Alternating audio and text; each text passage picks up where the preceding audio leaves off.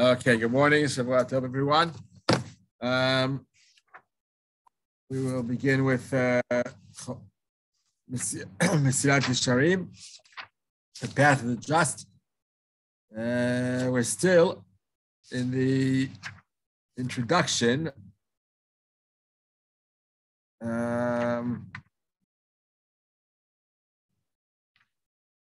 the way he spoke about the fact that many times those who learn Musar, those who learn in depth the proper way to worship Hashem and to fear Him, to love Him, to get to be b'dveikus with Him, is only by learning these types of books. You can't just guess. You can't just take it for granted that you're in Yesharim and everything's fine. You have to delve into it deeply and understand the deeper ways of acquiring these attributes of ira, ava, and veikus, and all the rest of the attributes necessary to worship Hashem. So he said that many times those who are considered smart people, intellectual, learned, they don't study these topics because for them it's like easy stuff. So I need to work their head, to their mind feels bored with such things. And then the ones who do learn these topics are the ones who aren't so smart, aren't so intellectual. And then we're left with no one really delving deeply and understanding deeply these matters. And then he says, the Ramchal, that people tend to make mistakes with regards to Avodas Hashem. They feel that to be a true worshiper of Hashem is only by fasting many days and rolling in snow and all kinds of hardships and saying mizmorim and viduim all day long. Whereas, according to the Ramchal, that's totally wrong. It's not the way to be true worshipers of Hashem.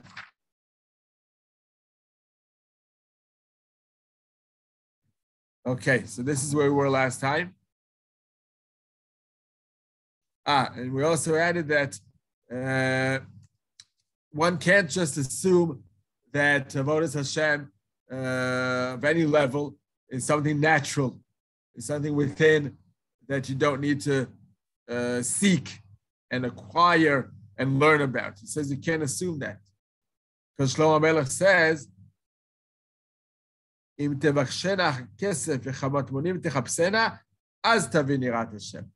Only if you seek yirat Hashem, yirat Shamayim, like you do money or gems and precious stones, working hard to find them, that's how hard you have to work in order to acquire and live upon and live by these types of attributes and different ways of worshiping Hashem. Okay.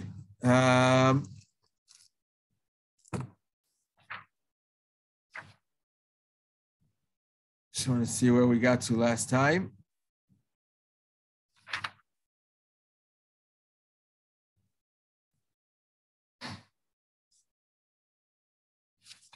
Okay, hello. Okay, I think we reached, one more point. Hen, yirat Hashem chokhmah. The word hen means one. The one and only subject or topic that requires wisdom is yirat Hashem. That's how Shlomo Melech says in Mishlei. Hen, yirat Hashem chokhmah. Only, the one and only wisdom, intellectual pursuit that's necessary is yirat Hashem. We would think quite the opposite. As we said before, it's like the easiest topic to learn and acquire. Why would that be the one and only topic that depends on chokhmah, on wisdom, on being smart, being intellectual. Why is that the one and only? So the Mesilat Yesharim doesn't elaborate too much on that. He just mentions that hen is achat in the Greek language. But why is that? So the Rav Kook explains, based on this short passage here in the Mesilat Yesharim, Rav Kook explains the following: every other topic that you learn, a person who worked very, very hard to reach a certain understanding, to come to a certain realization in that topic, it may have taken him days to work out a mathematical equation or a new understanding in physics. It took him days and weeks and months. He worked very, very hard on it. But after he reached the conclusion he came to, it takes him 10, 15 minutes to explain it to his peers, to his friends, to his people in the same field, and they get it like that. For them now, it's a conclusion that they come to just by hearing it from someone else. They realize, they understand it, and they're on the same level as the person who took him a few months to get to that point. They now know that as a fact. It's a new fact in their field, and they work with it. And someone else takes that and works very, very, very hard and comes to another conclusion, reaches another conclusion. Now he tells that to his friends, and they have it, and it's part of their knowledge as well now. Meaning, in no other subject, in no other field, in no other topic do you need to go through the process in order to understand and reach the same level as a person who had gone through the process to reach that understanding. Whereas by Yirat Hashem, it's the only topic that it's nothing, it's worthless, it's useless just to hear the final bottom line of someone who can't reach a certain level in Yirat Shamayim. If that person tells you, do this and that, or believe in this and that, or feel this and that, and you're like me, it's not going to work. Every single individual, at any single level they want to acquire, they must go through the entire process, step by step, learning the Mesilat Yesharim from beginning to end. Only then can one even try to imagine as if he's on the level of Mesilat Yesharim, of the Ramchal. It's not enough to read the conclusion in chapter 26, the last chapter of the book, and say, I got it all. I'm like the Ramchal. It's not even close to it, because you have to work on your personality step by step and not just jump to conclusions. The opposite. It's very dangerous when a person jumps higher than he really is. It's very dangerous. You may fall, collapse, and lose it all. You have to go slowly, step by step. That's how, in the entire Musar topic, it has to be learned. That's why Hen Yirat Hashem Chochmah, the one and only Chochmah that you must go through the process to acquire it, is Yirat Hashem, Yirat Shamayim. So it's a very important lesson for us to take. The same thing has when it comes to davening, which is also part of Yirat Hashem. If you want to pray well and be very focused and have intent, kavanah, as you say the words, you have to go through many, many years of studying what Tefilah is all about and studying the words of Tefilah, understanding what you're saying and how it's meant to work, and strive to be on a higher and higher level of Tefilah, of perfection in your davening. Otherwise, you can't just jump to a certain level because you heard it from someone else who did all that work, and now you're in the same level. It doesn't work. This is many, many, many times, and much, much effort in order to be to climb levels in Tefilah. Yeah. Does it have anything to do with the idea that when our who created the world, he created it so that if you analyze the world, you could believe in him or you could not believe it. It could go either way. In other words, he created it in such a balance that you could almost find a proof in either direction. Right. No proof in either direction. And therefore, it's Chachma, it's only Chachma that allows you to really acquire Yesharim. That is, it's not like a mathematical equation. That it's not obvious. Yeah, you can't prove it. But you have to believe in it. It's something you have to work for. That's the way he created the world. That it's not like other disciplines, not other ways of other things to understand. To understand. Yeah, there's no proof, no solid proof. That's very true. It's very true. Emunah, we believe, faith is something that comes from within, and there's no proof for it. It comes from within. You feel it. You live by it. It's not something that we can prove. But then, I'm not sure that's what he's talking about in this pasuk in Mishlei, because then it should have said, "Hey, nirat Hashem hi emunah, not chokhmah." Right, because dafka logic doesn't work by emunah. So I think that's what you just said now is so true that it's obvious. It's a given that nothing that has to do with Yirat Hashem or following Hashem's ways or believing in Him can be proven. It's all B'chira Chofshis. We come to a realization by believing so, but not by proving that it's so. That's very true, but that's obvious.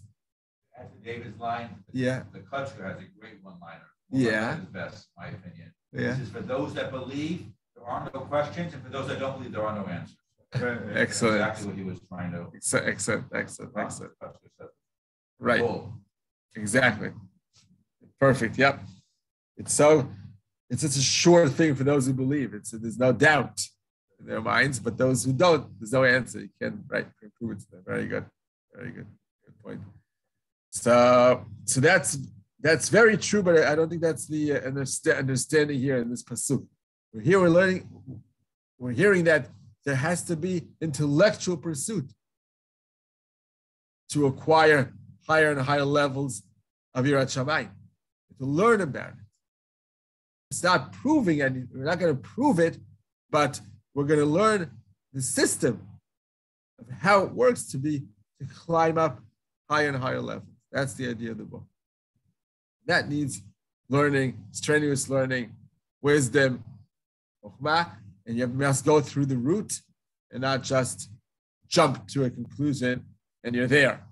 It doesn't work. It's to seep in slowly as you're learning and perfecting yourself more and more. Okay, now let's continue. We were up to this passage here. It's actually towards the very end of the introduction. This Moshe Rabbeinu taught us in a pasuk in the Torah. This is the Parshas Ekev. Ve'ata Yisrael ma Hashem Elokecha shoel me'imach. Ki im le'ir'a et Hashem Elokecha ללכת בכל דרכיו ולאהבה אותו ולעבוד את שמונה ככה בכל לבך ובכל נפשך לשמור את מצוות השם ואת חוקותיו.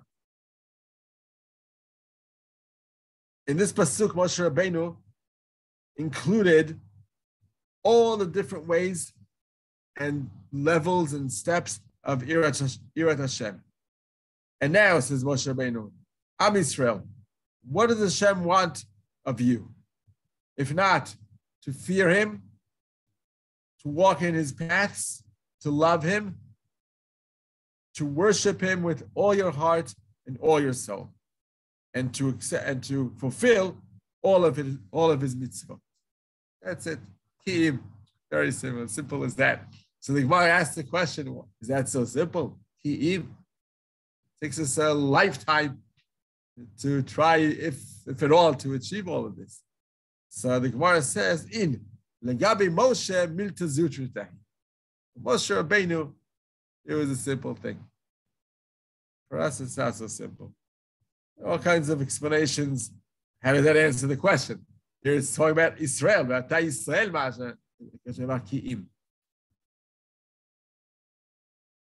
So I think one of the ways to understand it is that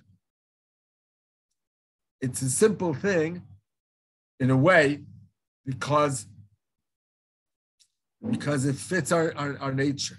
Am Yisrael were created in the moment they were redeemed from Egypt, Exodus of Egypt, created a new soul in Am Yisrael that fits. Each and every Jew has a soul in him that fits all of this, all of these, this whole list of avodas Hashem. It's not something that's difficult because, after all, it fits our nature. It needs a lot of acquiring and understanding and deepening our insight because it's not just there for us to live by. We have to find it. That's what he said. Meaning you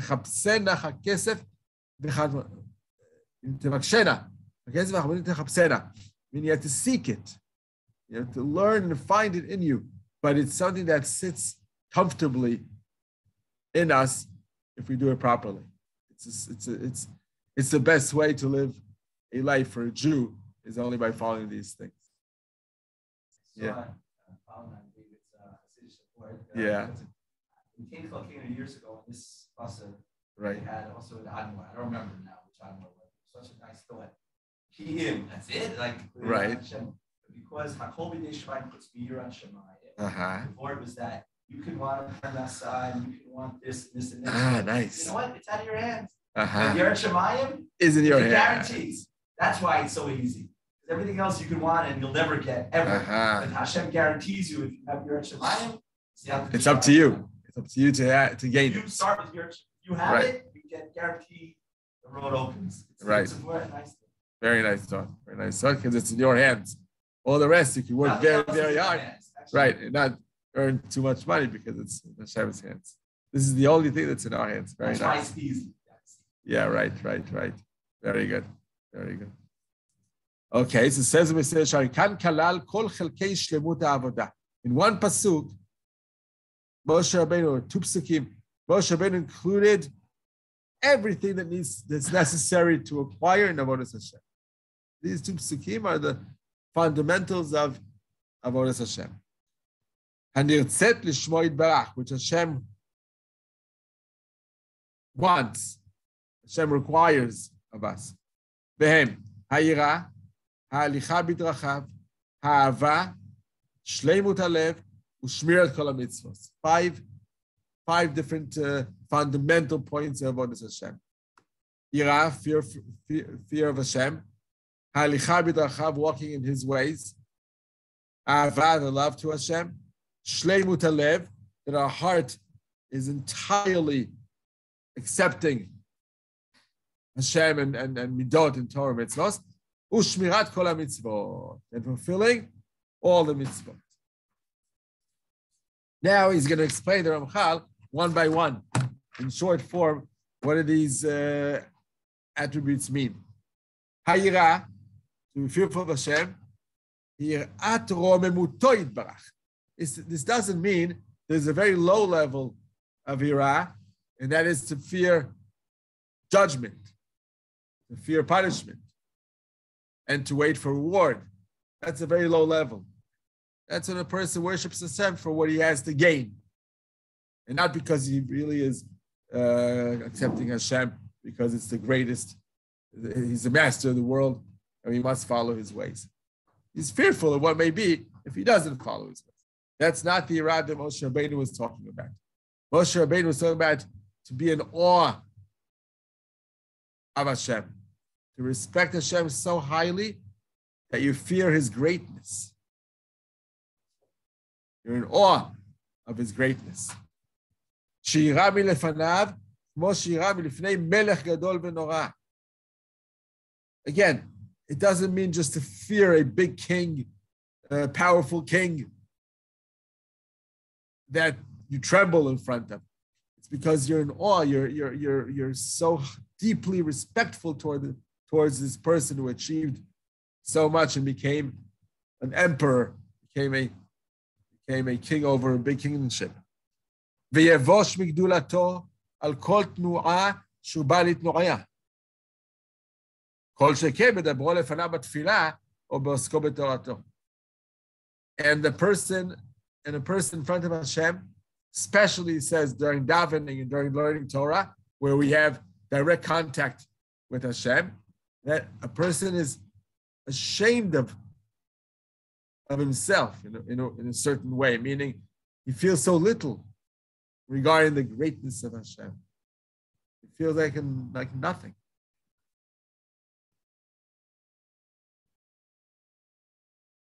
Any move he makes, he's always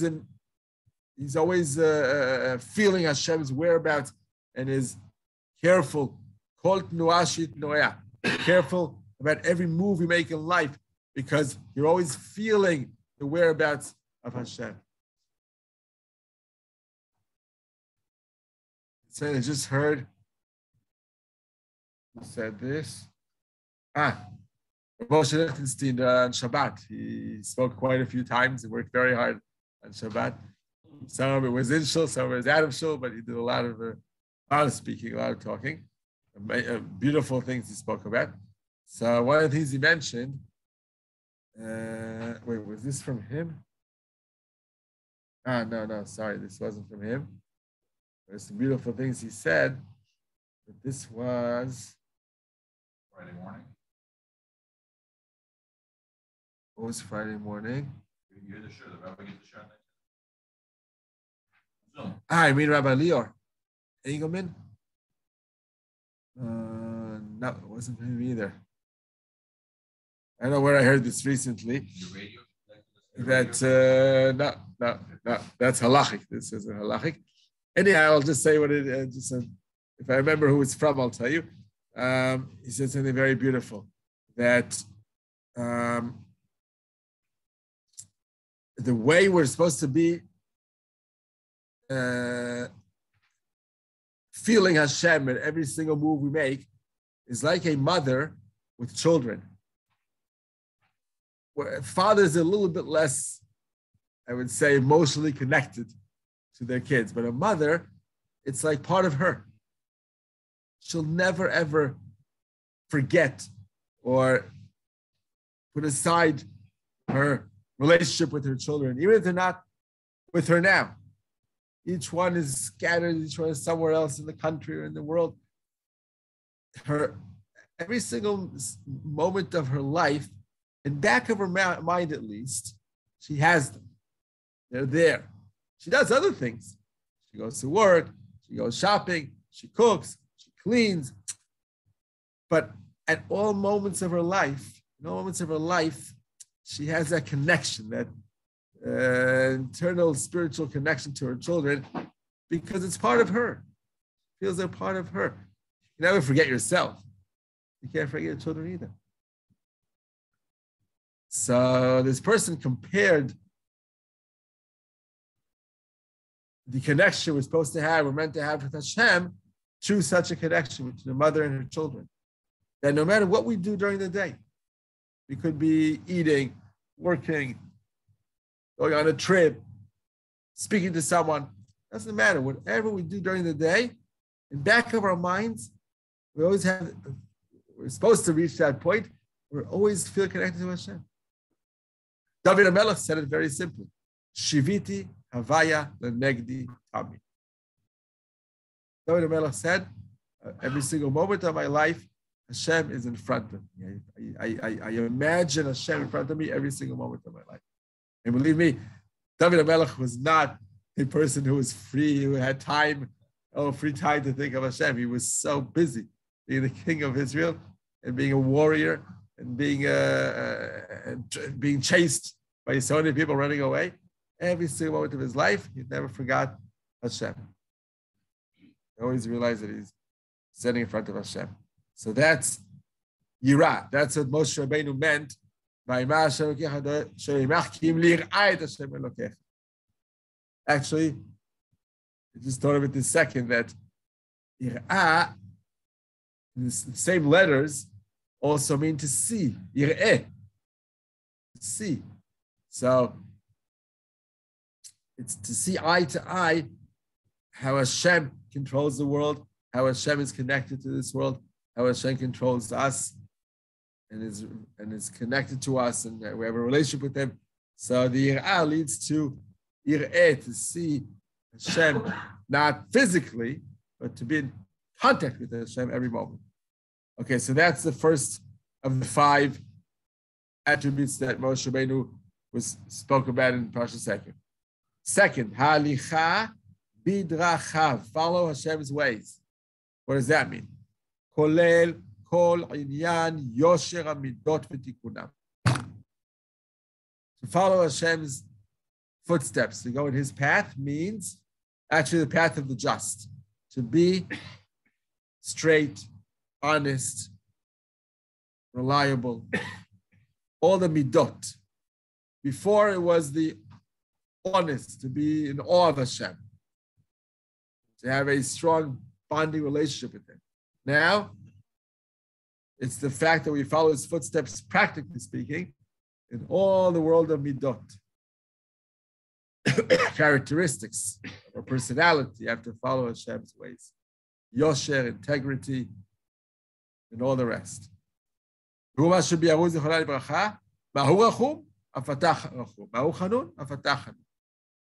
to mimic Hashem. He is merciful, be merciful. He is straight and honest, be straight and honest. He loves every creature He created, so you love every creature Hashem created. All these characteristics of a personality must fit Hashem's ways. Uchlal kol zeh, the general rule for all this, shinhaga adam kol midotav lechol minei pulotav al pi hayosher ve'amusar. He's emphasizing very strongly the word yosher, to be truthful, to be straight, to be honest. That's the main attribute the Ramchal emphasizes as to what it means to follow Hashem in Hashem's footsteps. Mahu emet, afata emet. Otamo shel Kadosh Baruch Hu emet. So the truth has to be the leading attribute in your life. It's very, very important. Sometimes you want to lean towards Rachamim, which is not necessarily emet. Like, right. Yeah, that's true. Or shalom, take shalom. Emet and shalom sometimes contradict each other. Meshanim mipnei shalom. There's a halachic kula, heter, that you're allowed to change a little bit from the truth in order not to create machlokes and bad reactions to something.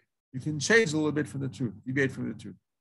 My memory is correct. Isn't there a famous midrash with a competition between Emet and Shalom, and Shalom takes Emet and throws him on the ground and stomps on him? Right. Emet meretz yitzmach. Yeah, right. We have Mishamayim nishkafu. There's also a pasuk in Tehillim, and that means Emet meretz yitzmach, that truth in the end grows from underneath, from the ground, grows up. It's not something that's a given. Many shades. Exactly. It has many shades, exactly. Right. It's the ultimate truth, meaning it's true to change, to deviate from the truth in order to create peace. Right. That's the truth of the matter. Right. It's not as simple as always saying the truth. There's more to consider, to take into consideration when we speak about the ultimate truth. That's why, by the way, David was just said now, fits the Tosfos interpretation to emet la'amita. We had this concept in Shas, emet la'amita. What does that mean? The truth of the truth. What is that? Yeah. What does that help in any way? How does that serve us in any way? So Tosfos explained, there's emet, there's the truth of the matter, but la'amita means that there are circumstances, practical circumstances in this world that the emet has to fit into as well. And therefore, sometimes we deviate from the truth because it's emet la'amita. In these circumstances, this is the true way to react, to respond. Like Yesharim Pnei Shalom. So in this circumstance, that's the emet la'amita. It's not the simple truth of the matter, but it's the correct way to act and behave in these circumstances. So that's true. It's not so simple, say the truth at all times. It includes realizing what the situation is. And in that situation, those circumstances, speak the truth or do the right thing that will lead to the truth, will lead in the end to the truth. If we find the strongest example for that is Yaakov Avinu when he's lying to Yitzchak about who he was. He's Midas Emes, Yitene Met Yaakov. He's Midas Emes. That's his main attribute, and yet he finds himself deceiving, lying, not saying the truth to Yitzchak in order to receive the brachos. But again, the reason is, without getting into the details of this whole issue, but in general, the reason is because Rivka had received by prophecy, Alayit Amar bin Vuah, that he's meant to receive those brachos. Yaakov was meant to receive, not Esau. So she did everything possible to reach the emet. The truth of the matter is that Yaakov should receive the brachos. So even if you have to use ins and outs and different ways of deviating from the truth and conniving and lying, but it's in order to reach the ultimate truth, then that's part of the truth. Now it's very dangerous because just the means, the end doesn't justify the means. Right, exactly. So, right. So usually we say in Judaism that we don't justify the means. The end doesn't justify the means. We have to act sincerely and properly as we walk ahead. But sometimes in very exceptional situations, like the one with Yaakov and Rivka, exceptional situations, the end does justify the means. We're allowed to act in this non-truthful way in order to come to the ultimate truth.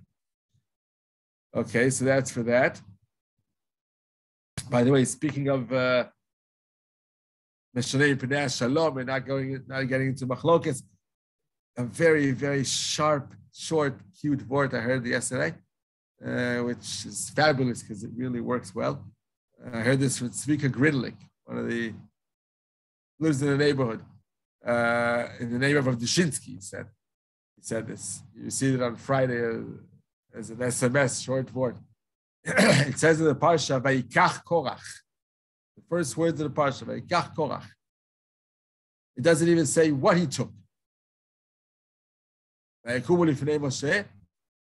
doesn't say what did he take. But besides that, the Unkilus interprets Vayikach ve'itpaleg Korach. Create a machlokas. Since when does the word Vayikach gets translated as machlokas? Well, what's the connection? One took something, to take something. How does that connect to causing a machlokas? So Rashi works hard on explaining it. Rashi says, he took himself to the side in order to cause a machlokas against the kihuna, against the fact that Aaron was receiving, being the Kohen Gadol, and Moshe being the leader of all. It's all in the family. How come we don't get some of it? So he took himself away. That's the idea of Vayikach. Or lakach bidvarim. He convinced others, like it says in that first pasuk.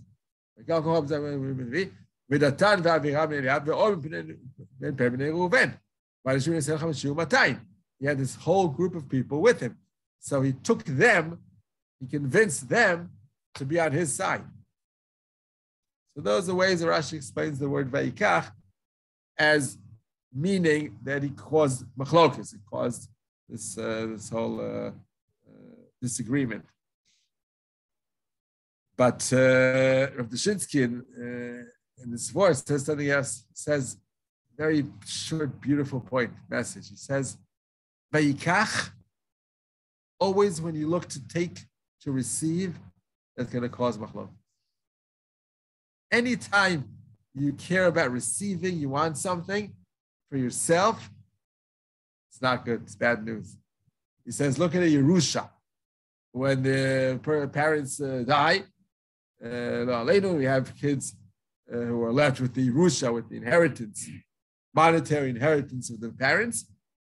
If one child wants to take from it, if one wants to take more than his share, or do all kinds of things to take from the Yerusha, boom, machlokes. You want to take kavod? You want to be on top of others? Taking kavod for yourself? Machlokes.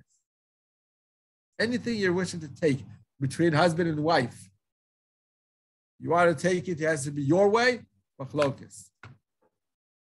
So the taking is what leads to machlokes at all times. If you learn to be a giver, to give in and to give to others, then you're not going to cause machlokes. Vayikach versus vayiten. You're willing to give, then peace. You want to take, machlokes. Beautiful, short idea. It's very true. Okay. Our sages, Chazal, in a few words, gave us the rule of all this, of how to behave, to follow Hashem's ways. In Avos, beginning of second chapter in Avos, which is the right way to follow in our lifetime, which is the right path to take. Kol she tiferet le'oseha ve'tiferet lo min ha'adam. Anything that walk in the way, in the path, and do things that people respect you, and they see how your deeds are so good, and you feel good with them. Tiferet le'osea, you feel good with the way you're conducting your life, and other people tend to respect you for the way you go. דהיינו, כל ההולך אל תכלית ההטבה האמיתית, דהיינו, שתולדתה חיזוק התורה ותיקון אחוות המדינות, that's the way to go. Meaning, go in a way that strengthens the appreciation people have towards Torah and strengthens achvat hamedinot, peace amongst nations. We go in ways of rachum, chanun, and emes, and yosher, all these midos. We go conduct our lives by good midot, then the Torah is respected, and there's peace amongst nations. That's what we need. We need people of good attributes, of good deeds. That's what's going to make this world much more peaceful. This world a much better world to live in. The moment there's bad midot around, the moment there's machloket and anger and misery and all kinds of bad midot, that causes tension and friction and wars and everything else. Ego, the number one midah that causes all the trouble, all the problems in our life is ego. When there's anava, there's humbleness, our life is much, much better, much better world to live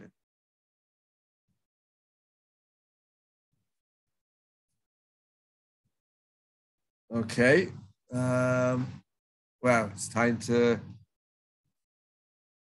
Okay, we'll just go quickly to finish this passage because we are in the midst of ira, halicha b'drachav, ahava, shleimus halev, and fulfilling all the mitzvahs.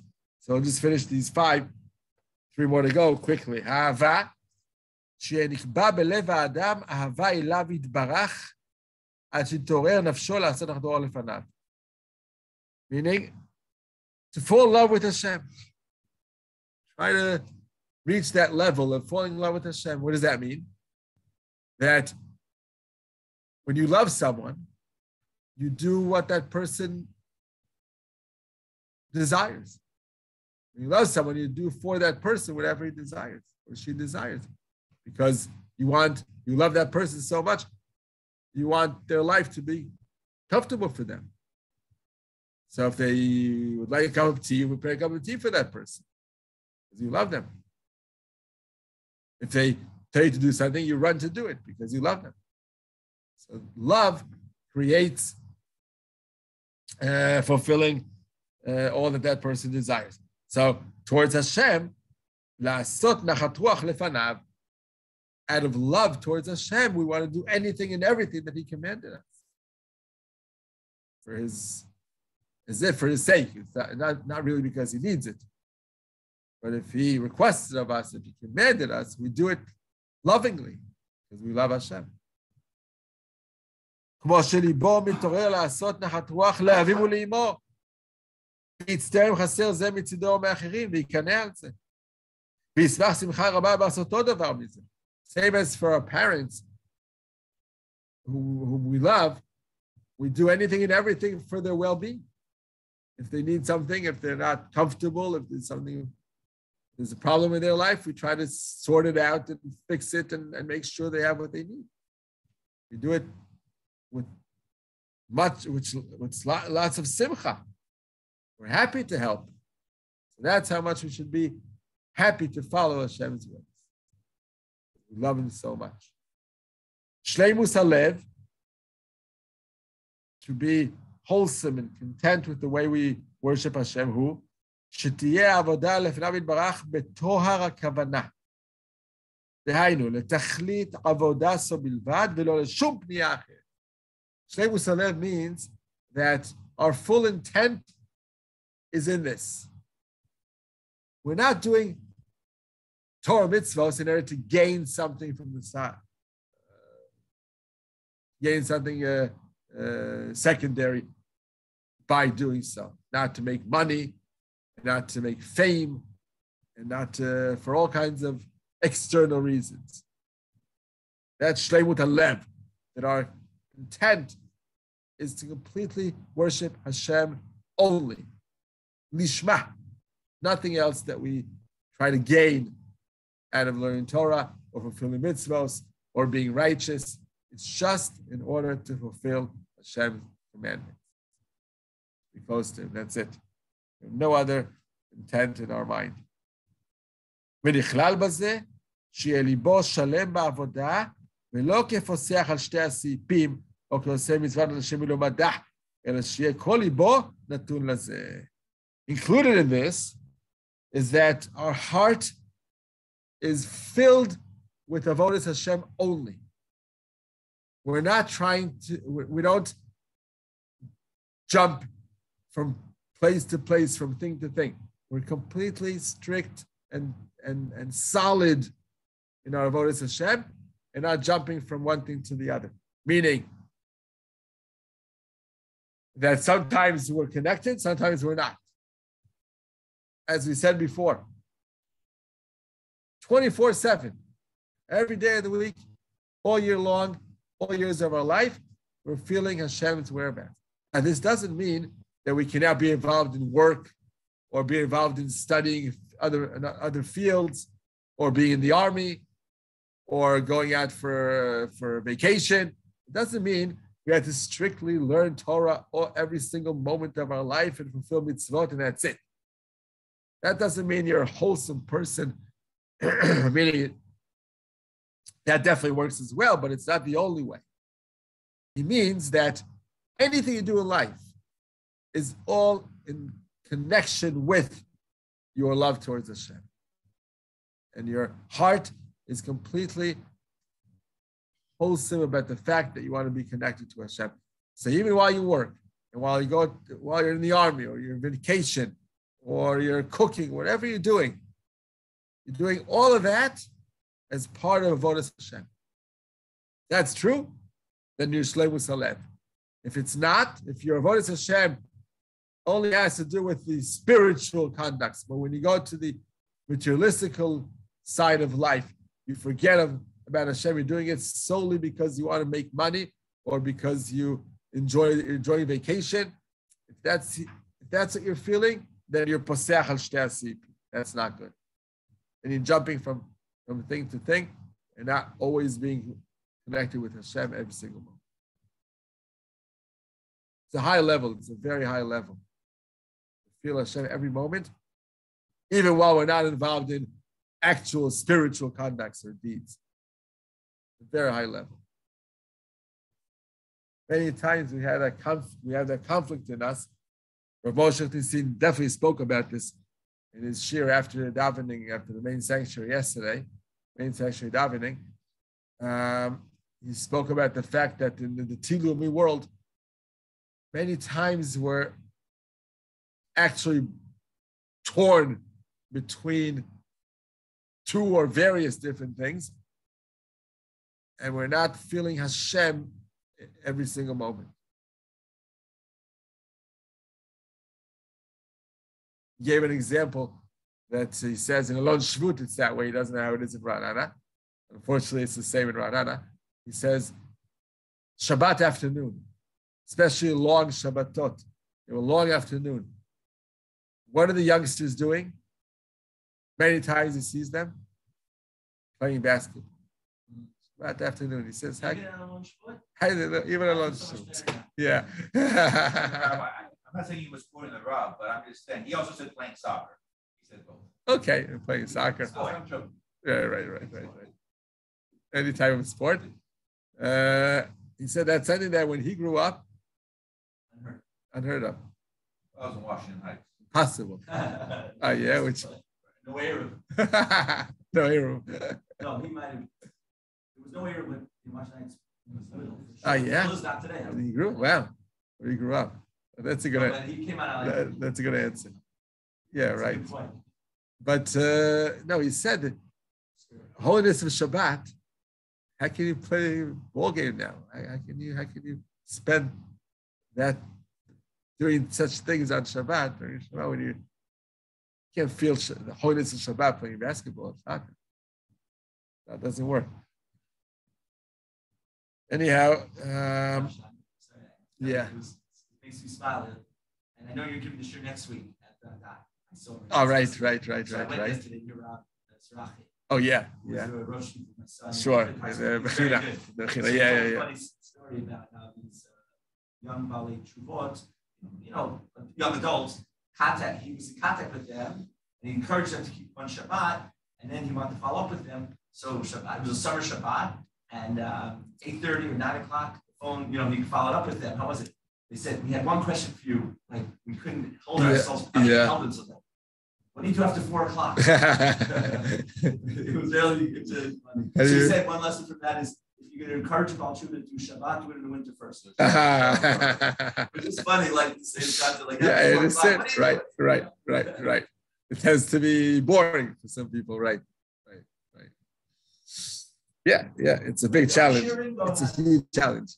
There's Yesharim. Yeah, yeah, I don't know either yet. We'll see what they announce. Okay.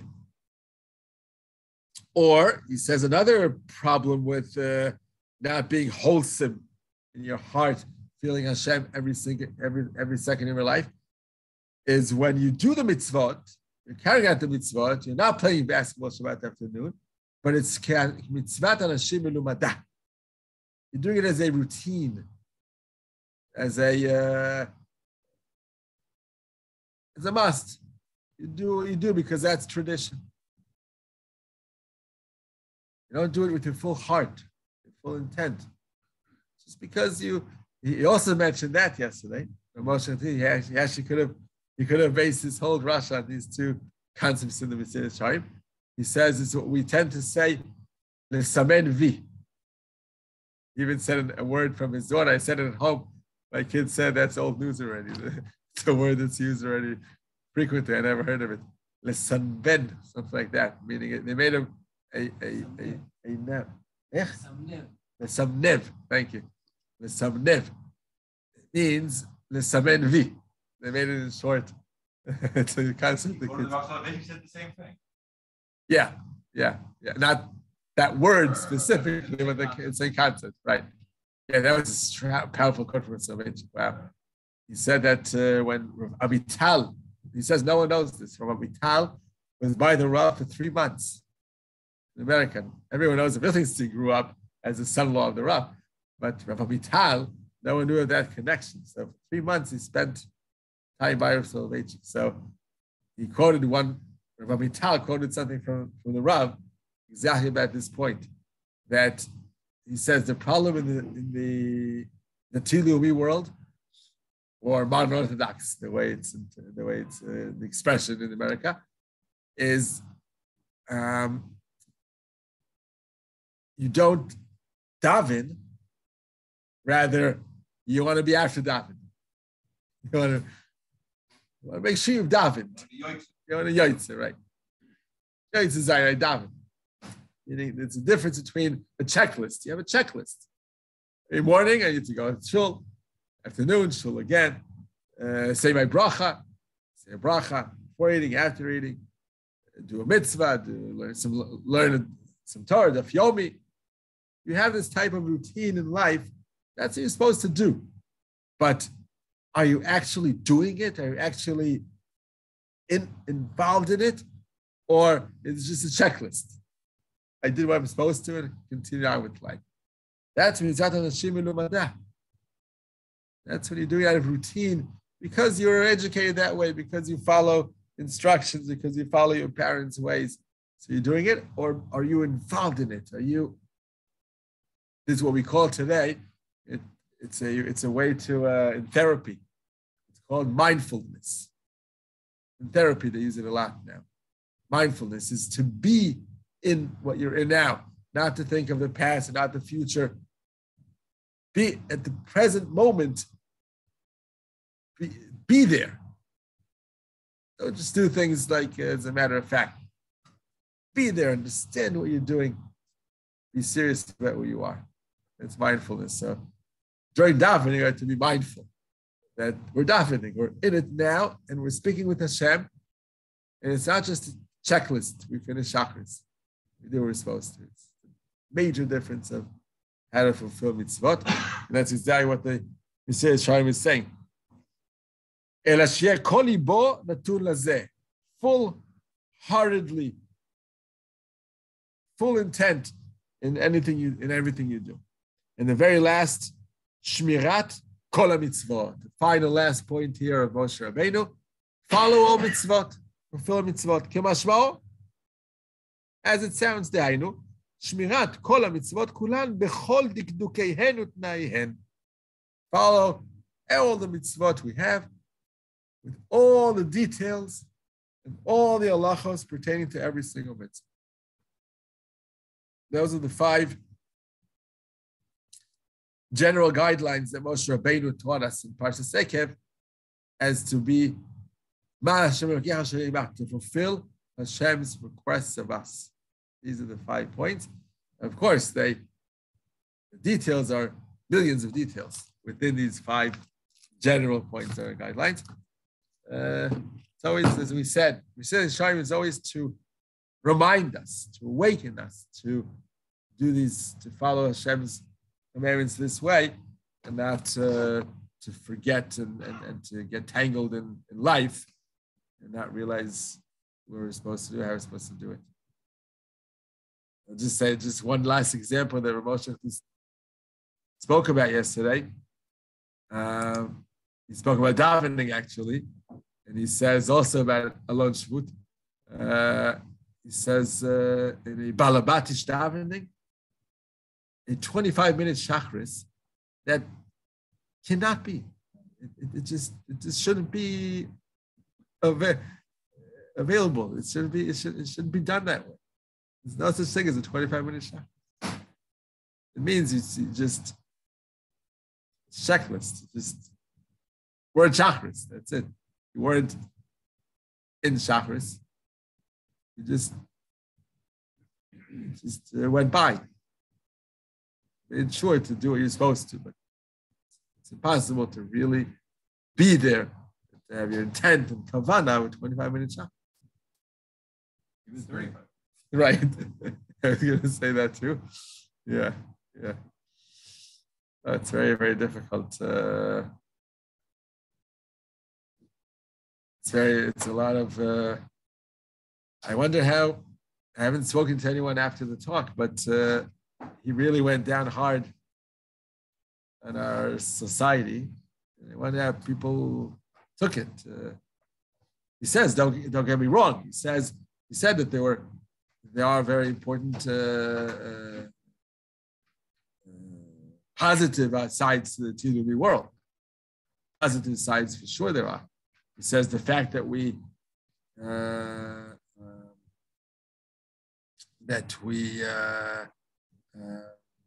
value other things besides Torah because Hashem created them as well, and the sciences and the literature and the philosophy and psychology, we value such other parts of the world. That's a very important point. And that we're involved with society in general, also very important. But all these other factors, which are positive, important factors, should not shadow over a true spiritual life we're supposed to lead. And that's where the tricky situation is, that there's so much influence from outside because we're so involved that we tend to lose our spirituality. Because we're so involved in the world and in other fields and we value all kinds of other things, then we tend to lose the proper level of spirituality. And make sure we're not losing it as we're involved, because it's definitely positive to be involved. He's not saying let go of everything. He said a cute point also that the Gemara in Brachos Daf Lamed Bet points out that Chana Imeinu, Eliyahu Navi, Moshe Rabbeinu, top individuals we've ever had in our Jewish history, they spoke harshly towards Hashem. Itichu dvarim klapei ma'ala. They said to Hashem, we're blaming you for the situation Am Yisrael is in. Very difficult, very impossible to think of. But if it's Moshe Rabbeinu, Yahweh Navi, and Chana, these are individuals that we can't think low of. So what was the point that they blamed Hashem? What way is Hashem to blame for the way the Jewish people are and the bad way they were behaving? So the main point there was Kesef v'zahav yirbet alahem asul ba'al. Meaning the fact that Hashem provides so much money and materialistic opportunities, that makes them sin. Because then they forget Hashem. Shamanta, avita, kasita, v'tishkach kel mechor alech. V'yishmad yishurun, v'yiv'at. Whenever we have all our physical, materialistic needs and the abundance of it and plentifulness of it, we forget Hashem. We tend to forget Hashem. That's a Moshe Rabbeinu, Eliyahu Navi, and Chana blamed Hashem. Why give them all that? So Rabbi Tzin said, I'm not trying to say to all the people there in the talk, I'm not trying to say be poor, like get rid of all your money and live a poor life. That's not what I'm trying to say. But he said you have to be very aware of the fact that living a plentiful life, like in Ra'anana, many times people have what they need and more than what they need materialistically. You have to be aware of the fact that that itself could be a reason for our children to go off the derech. As Moshe Rabbeinu, Eliyahu, and Chana complained to Hashem, that's what makes people go off the derech. When you need Hashem, the more you need Hashem, the more you stay close to Him.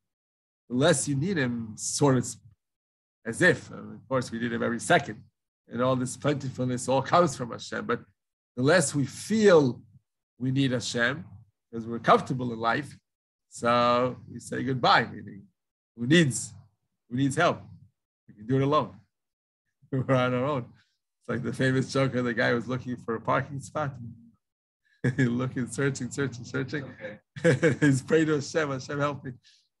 Someone pulls out, says, okay, I got it. Okay. I don't need your help anymore. Yeah. Sorry about it. Or the same idea, the guy was drowning and the boat comes and the helicopter comes and he sends him, pray to Hashem, Hashem, save me, save me. And then he drowns. So he goes up to heaven. He says, Hashem, why didn't you save me? He says, who do you think sent you all those all those ways? Yeah, but fortunately, these are jokes, but they're real. People feel that we can do it alone. We do it on our own. Who needs Hashem? Little do they know that they see, smell, taste, breathe, hear, walk. Anything they do is because Hashem provides all this for them. So you don't need Hashem, but He's providing you everything you have. Oh.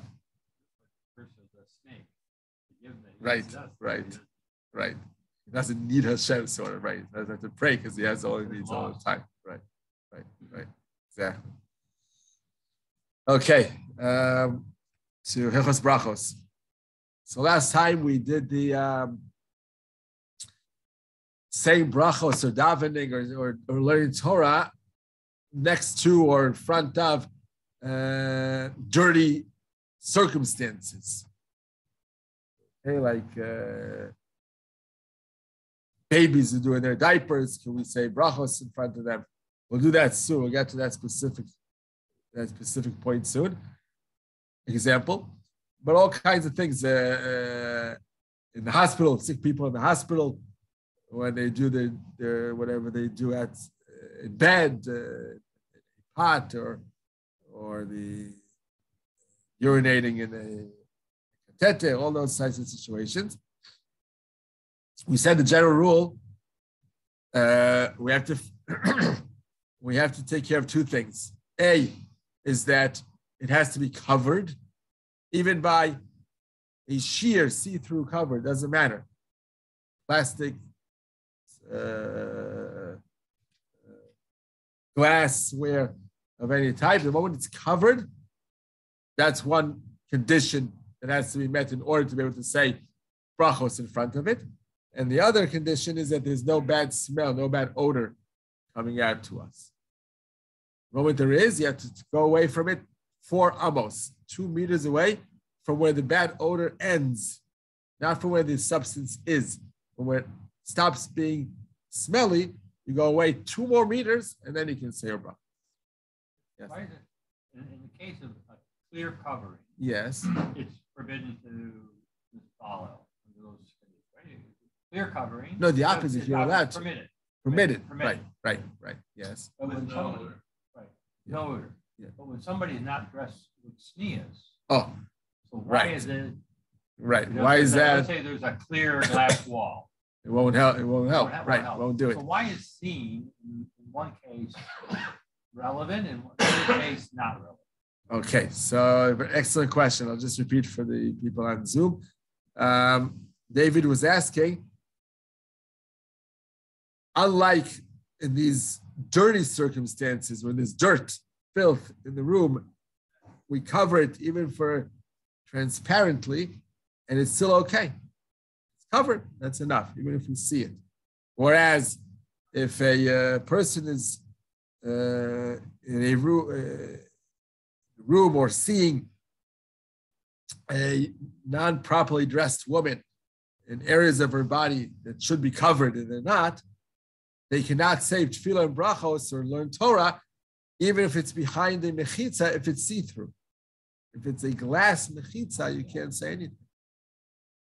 So why is that dependent on seeing? And the first situation is not. So the answer is it's based on the Torah itself. The Torah tells us by the dirty circumstances, v'chisita et se'atecha. The pasuk in Kiteitze, actually having to do with the army. And then you shall do whatever you need to do away from the camp. Take a shovel and cover what you've done. So the Gemara learns from here, all that needs to be done is to cover it. True, by covering it with the dirt, it's unseen. That's true. In that specific circumstance, it's unseen. But the requirement is not not to be able to see it, it's to be covered. The moment it's covered, it's okay. That's why covering, even with a see-through, sheer, transparent cover, it's fine. As we said last week, if we're in the car and there's a garbage truck right in front of us collecting all the garbage, it's most probably stinking the worst possible way. But you have all windows closed and your windshield is in front of you, that's considered covered because it's no longer the glass window in front of you is covering the truck now. It's covering yourself from it. So even if you see it totally, it's in front of you, right in front of you, you see all that's going on, you can say brachos and Tefilah and Torah in that way. As long as the windows are closed, because then the odor doesn't come in. The odor comes in, and we said before, the two conditions. One is that it's covered, and B, there's no bad smell. Okay, so that's for that. On the other hand, in those same psukim in Kiteitzeh, where it speaks about erva, it speaks about the improper parts of the body exposed while saying Tefilah and brachos and Torah, there it says, "Velo yir'eh becha ervat davar v'shav me'acharech." Do not see the erva, because if you do, Hashem isn't there. Hashem is gone. V'shav me'acharech. Hashem left the room. So there's no purpose in praying or saying brachos or learning Torah. He's not listening. So that says v'lo yir'eh, and the other it says v'chisita. That's a difference. Here it's enough to cover, and here you mustn't see. Most probably the meaning of this, the understanding of this, is because the dirty substance that doesn't allow you to pray to Hashem is not because the way it looks, it's because it's in your domain. It's in the room you're in. It causes this icky feeling, sort of. Doesn't feel holy that way. So the moment it's covered and there's no odor, so it's no longer as if it's no longer in the room. Like a barrier, right? Exactly. But seeing it is not the issue. It's the fact that it's in your circumstances. Now it's no longer circumstances. It's no longer in your whereabouts because it's covered and it's not smelling. Whereas by erva, the idea is hilhurei avera.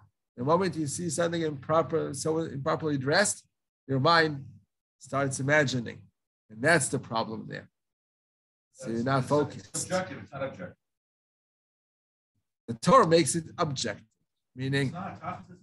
the Torah tells us that there are certain areas in a woman's body that must be covered, or a man also. For that same reason, a man also has to be covered.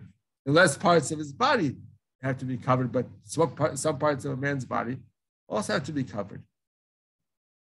So the Torah made it objective because we can't allow people to go by their own subjective feelings. Once it does something to you, once it doesn't, 1 centimeter above, 1 centimeter below. You can't have natata dvarecha l'shiurin. We never go by personal subjective feelings. We go by an objective rule. We set a rule for all, and that's it. We all follow the same rule. It doesn't matter. If chas v'chalila lo aleinu, if a person isn't moved by anything of that type that he sees, he's gotten so used to women dressed or undressed that way that it doesn't do anything. He's numb to the situation. That doesn't mean he can pray now in front of a naked woman. It's an object. Hair. I'm not referring to a naked lady. I'm referring to hair. Okay, so Hair. that's something that we can't change halacha. Halacha was set in the Gemara, Se'ar b'Yeshayavah, brachos kaf. What was happening in the street when the halacha was made is different what's happening in the street today. That's all. I understand, but it doesn't make it right. We become numb to something that's meant to be different. It's a problem. It's not simple. You could say the same about short sleeve shirts. For a woman wearing a short sleeve above her elbow, that's erva. That the part that's exposed above her elbow is erva. What's the one tefach above the elbow? I thought that was. I thought there was a kind of. What's that? One tefach above the elbow. No. Never. There is. What am I referring to? I didn't make this up. Right. There is a concept called tefach b'ishayirva. But that's from the point of view of when she sins. When she's sinning, it's above a tefach. It doesn't allow us to say brachos and tefilah in front of it. It just says that for her to be sinful is a tefach above, to expose her erva tefach more than she should. But it still doesn't mean that we can say brachos in front of it. Say a bracha is not allowed even a centimeter, a millimeter above where it's supposed to be covered. Her knees up to her covering her knees, her chest, all these areas have to be covered totally. Doesn't help that it's a centimeter above, or meaning a tefach, less than a tefach above her knee. It has to be covered at all times. Sitting, standing, walking, at all times.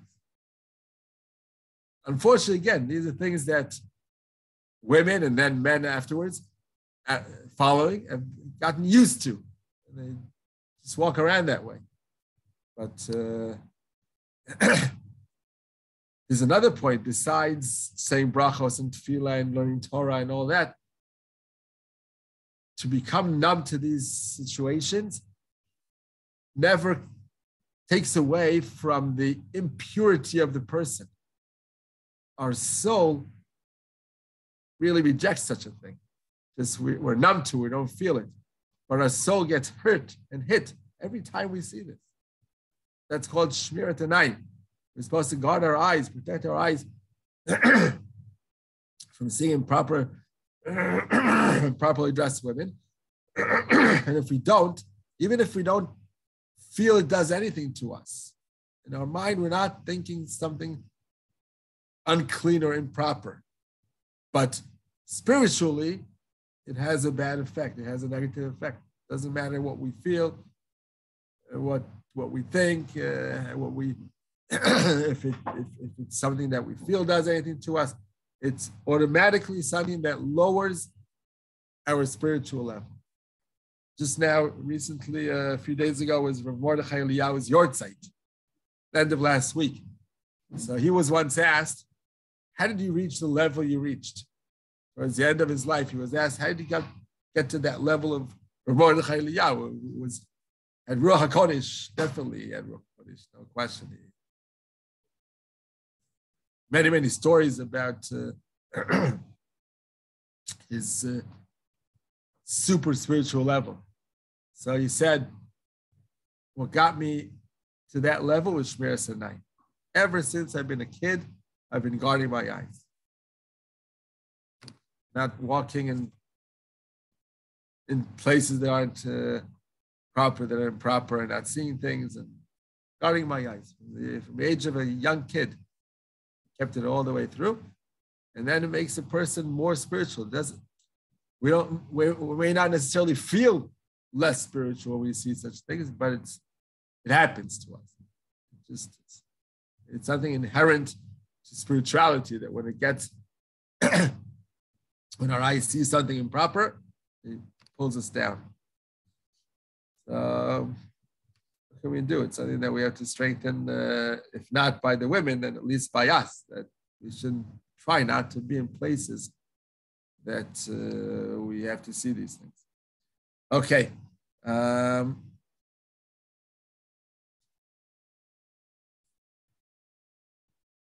Next point. Birkat HaMazon kshe'atzarin kavah. There's a point that also has to do with cleanliness, but not exposed out in the open, rather inside us, which means if we feel we need to go to the bathroom, So that's an improper way to say brachos. Feeling to attack. The need to go to the bathroom makes their bracha sometimes totally rejected, sometimes b'diavad, it's okay. How do we know the difference? So the halacha is the following. If you're able to hold it in, you have to assess. It's hard to tell exactly, but sometimes when it's very urgent, or you can still hold it in. If you're able to hold it in within 72 minutes, a long time, 72 minutes, and the moment you feel the need, you feel you can still hold it in for 72 minutes, then if you've said a bracha or Tefilah or learn Torah, then b'diavad you're yotze. Best if you clean yourself the moment you feel a need, and don't say bracha and don't daven with that need, with that urge in you. But if you feel you have to say a Tefilah or bracha with that before you go to the bathroom, then only if you're able to hold it in for 72 minutes, meaning it's not a very strong urge, then you're okay. Your davening is accepted. Before the list, 3 or 4 rabbis that would listen to a shiur, and they held it in too long and they became sterile. Right. So Baltashakti. And then they became akar, right? Right. So according to their Torah learning, obviously they became sterile. Obviously they held it in too long. Obviously. Right. So you're saying they weren't getting the split for the Torah learner. And then the story said, I've never. Right. It's like I never saw that like Perush of that. But what you're saying now is they probably. Yeah. It was a bit of Balbavera. Seemingly so, right? You're right. I haven't. I don't remember seeing something about that story said about that story in this direction, but it would be so. It wasn't a reward for their learning. Right.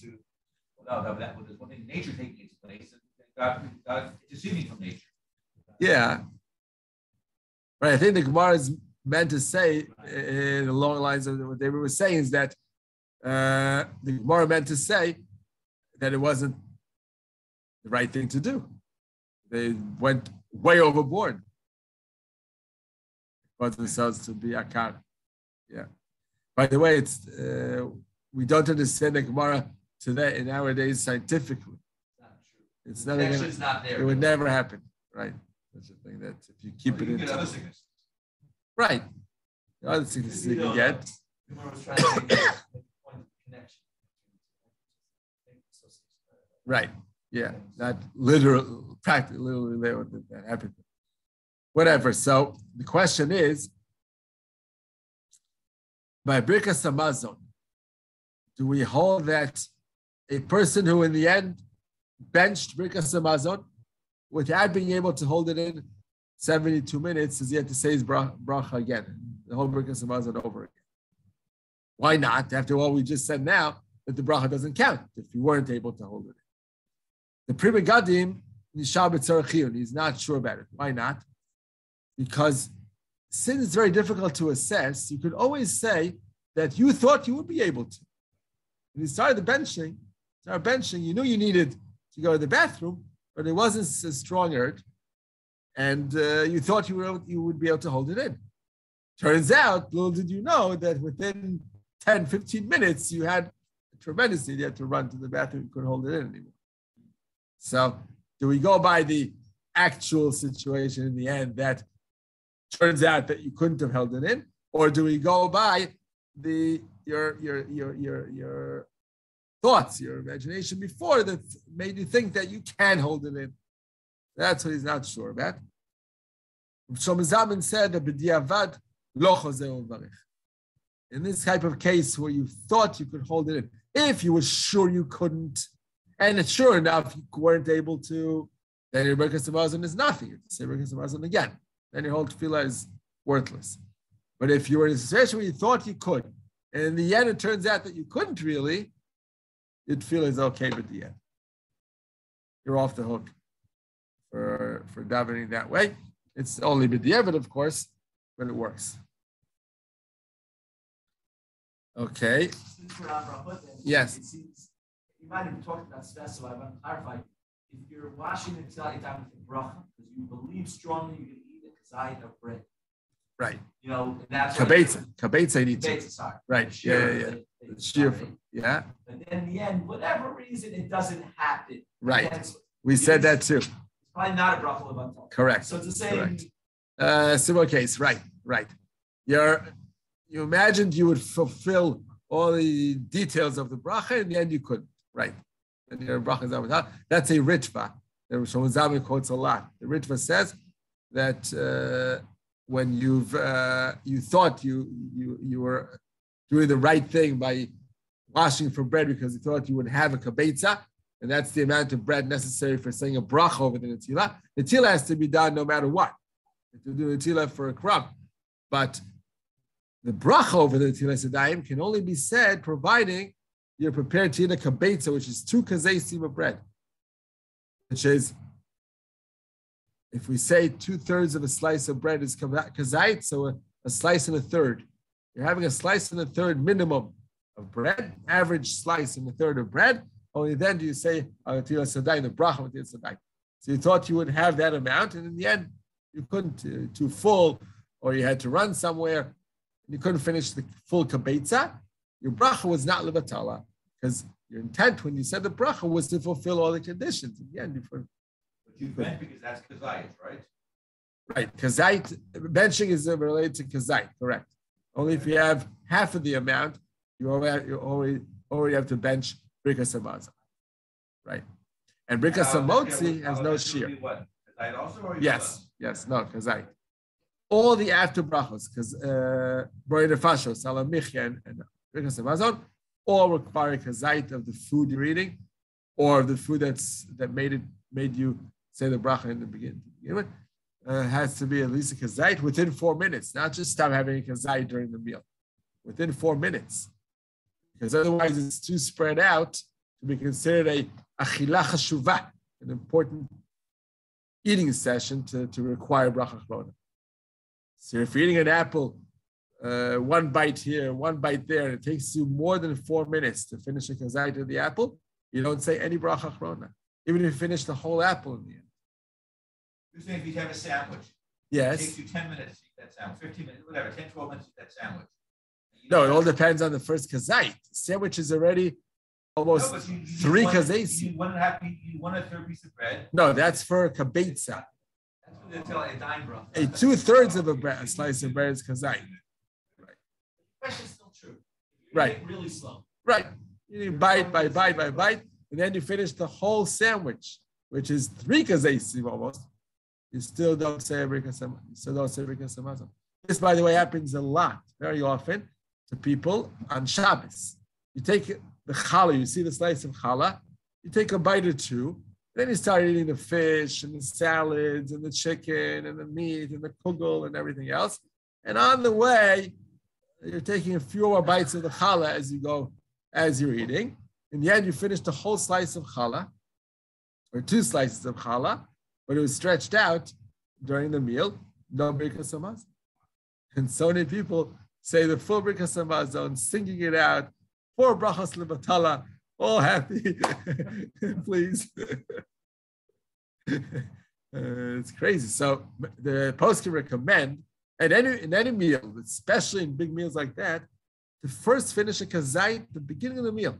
Don't go on with the meal at all before you finish, let's say, 1 slice of challah. Don't serve any more food. Even don't serve any more food, finish the slice of challah, then eat as much as you want. That's why the smart was a good thing about putting out the salat. Yeah, right. Because then you have with the challah, right. Actually, I learned this from you this year. That's became my way. routine. Do it right away. And then, right. But actually, you just added something right now that a slice of bread is for brikas hamazon, but for your dime, you need a slice and a third. Correct. It's double the size. Wow. 2/3 of a slice of an average slice of those sliced breads. Yeah, you buy in the store sliced already. That's considered kazayas. This is the 2/3. 2/3 of that slice. Yeah, that's a kazayas, and double that amount, a slice and a third, would be a kabetza. 27 cc is a kazayit, 54 is kabetza. Okay. Okay, gotta go. Take care. Okay, not going. Just do one more line here. about cleanliness. We know that entering a bathroom which has a toilet in it is already an unclean area. No question. You can't say any bracha or even think who of divrei Torah in the bathroom. You can't even think divrei Torah in the bathroom. To be sure when you're inside there, to think of mundane, materialistical issues, like think politics if you'd like, but don't think of Torah. If my memory is correct, the Gemara has a term, Persian bathroom. Right.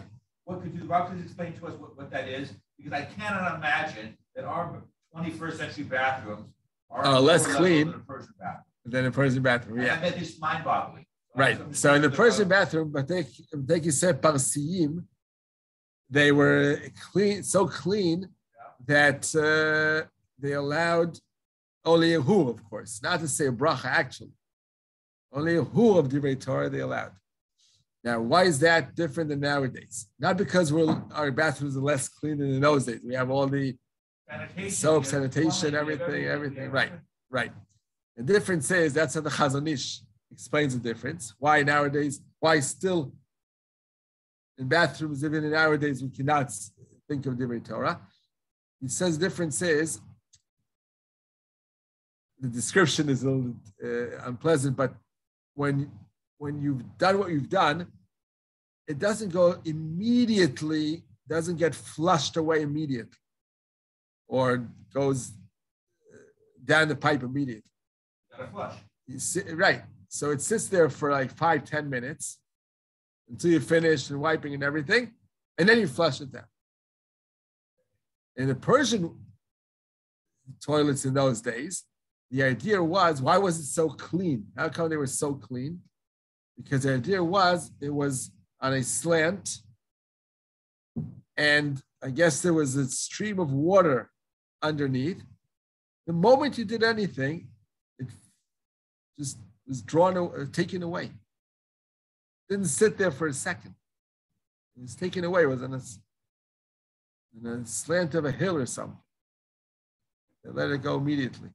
And that's the difference. That's why the Chazon Ish holds that even today, we are unlike, and that's all poskim say the same. Our toilets are not like the Persian ones because of the fact that it sits inside there for a few minutes. You can't be mehara any divrei Torah while you're there. I see so many people who say they'll wash their hands in the bathroom. Yeah. There's only to the bracha outside, and in that situation, there's nothing happening.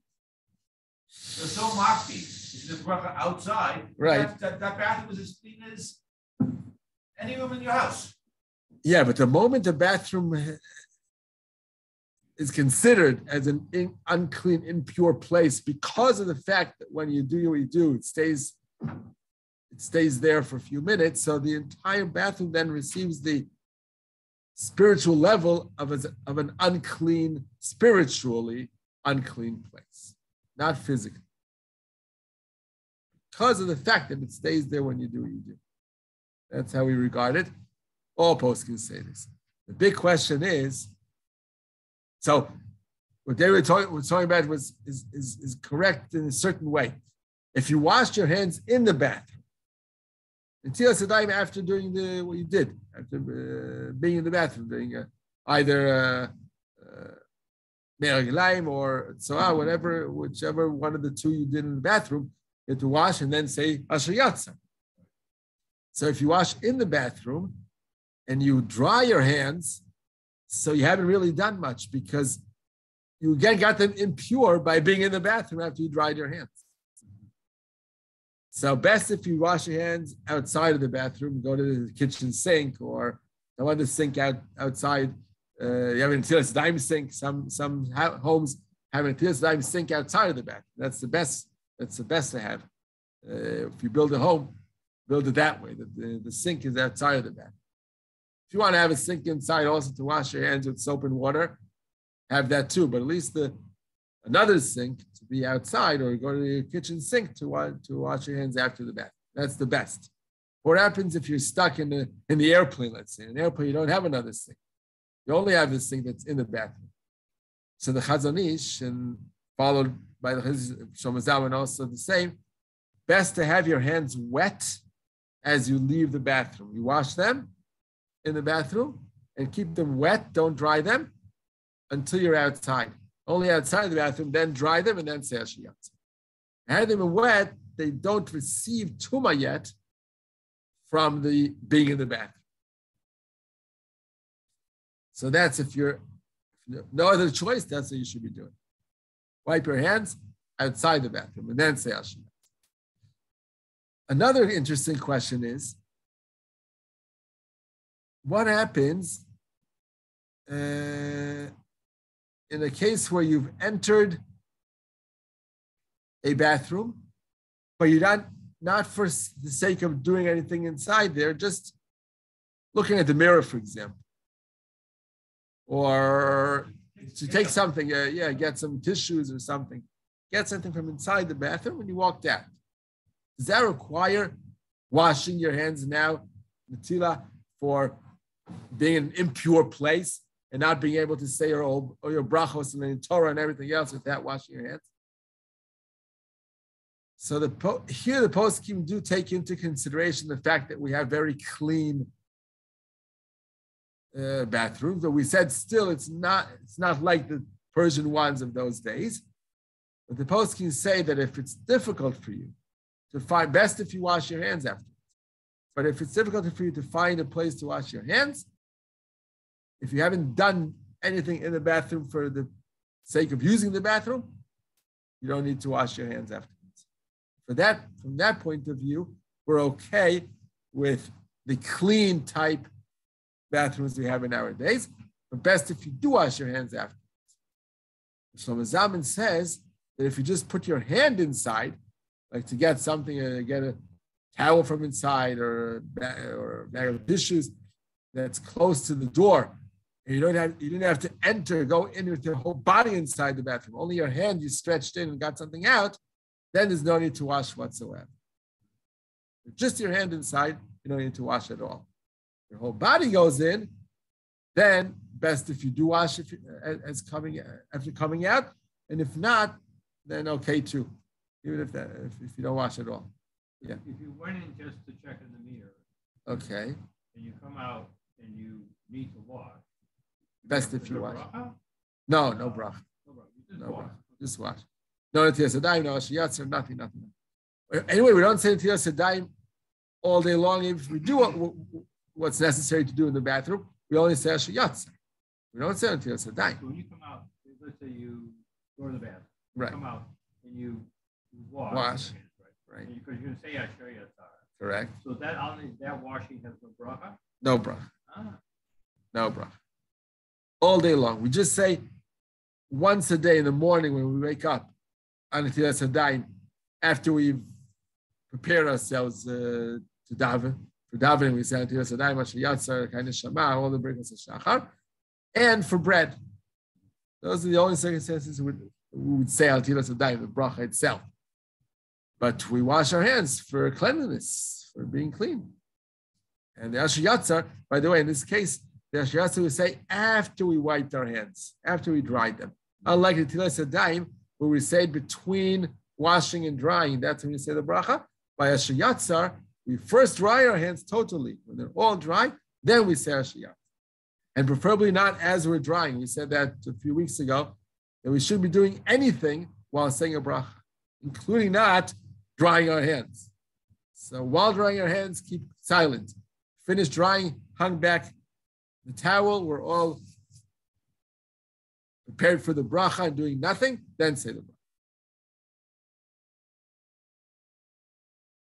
Okay, and the last point about this, we have some other things that have to do with uncleanliness, but one last point for today, and that is when a baby has done what they do in the diaper, how does that affect brachos, Torah learning, and everything else? Tefilah, if we have a baby that's done in the diaper what they do. So here we have, the circumstances are that it's covered. It's definitely covered. We don't see it. It's in the diaper. It's under the clothing. We don't see anything. but it could extract a smell, a very bad odor coming out of it. So definitely if there's a bad odor, we cannot daven. It depends on what age, if the kid has started to eat dagan. If the kid is just nursing, the baby is just nursing, then it's not considered as a bad smell. The odor itself isn't a bad odor. But if it started eating some substantial food, dagan it says, like wheat, then we have to, then we regard it as human offenses, which we mustn't say brachos and Tefilah next to it. So it depends. If it's covered totally, like it is normally when it's in a diaper, and there's no bad odor coming out, we could say the bracha, even if we know the kid has something in there, but it's not extracting a bad odor.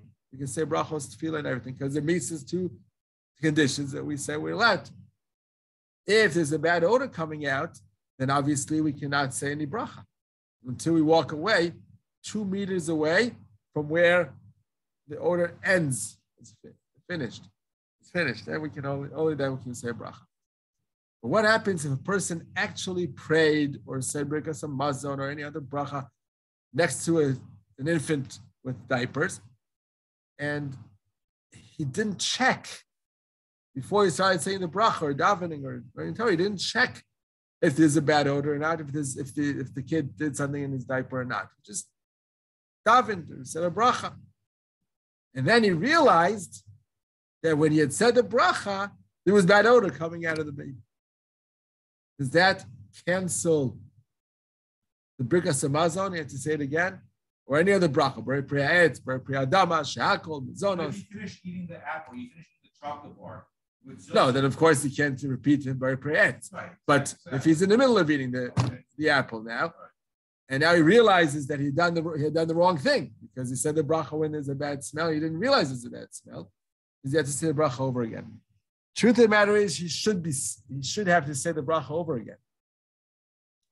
But there's one leniency here. And that is, the leniency is that how much are we expected to check? If there's an infant, if there's a baby next to us, and we're about to say B'rei Priya Etz, are we expected to check to take the baby and smell into it to see if there's anything there? Or can we assume that if we're not smelling anything, then there's no bad odor? So that's questionable. That's questionable. Is it like becheskas naki or not? If it's like a chazaka that it's clean until we find out differently, or no, it could happen any moment. And we do need to check before we say our brachos. So on this, Shlomo Zalman said, "Me'ikar hadin ein chiyuv livdok hatilakot kodem birkat hamazon." Essentially, basically, we do not have the requirement. We're not required to check a baby before we start birkas hamazon. If we're not smelling anything in the whereabouts of where we are, then go ahead and bench. He quotes the different sources, that's okay.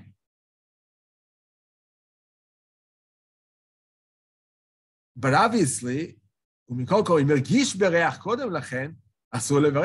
obviously, if he feels the smell before he starts benching, he can't bench, even though it's covered. We said the two conditions, covered and no smell. But if he didn't, he doesn't have to go, meaning, if he didn't smell anything before, and in the end he was mistaken and there was a bad odor, he doesn't have to repeat his benching. Had there been a requirement to bench, to check the baby before benching, then he would have to repeat his benching again. But since there's no such requirement, and it's only the fact that in the end result, it turned out that he did the wrong thing, he doesn't have to repeat his benching. It's very similar to the same conclusion we arrived before about the fact that a person felt the need to go to the bathroom, but he thought he can stand it for 72 minutes, and in the end he couldn't. We said because he thought he was doing okay when he was benching, so he doesn't have to repeat his benching, even if in the end he couldn't hold it in for 72 minutes. So here also, he thought he was doing okay, and there's no requirement to check. So even if in the end it wasn't okay, he does not have to repeat his birkas hamazon again. Okay, we'll stop at this point. To you, have a Shavua Tov. Shavua Tov. Shavua Tov. Take care, everyone. Thank you. Good week. Thank you. Very welcome. Call to. Bye-bye.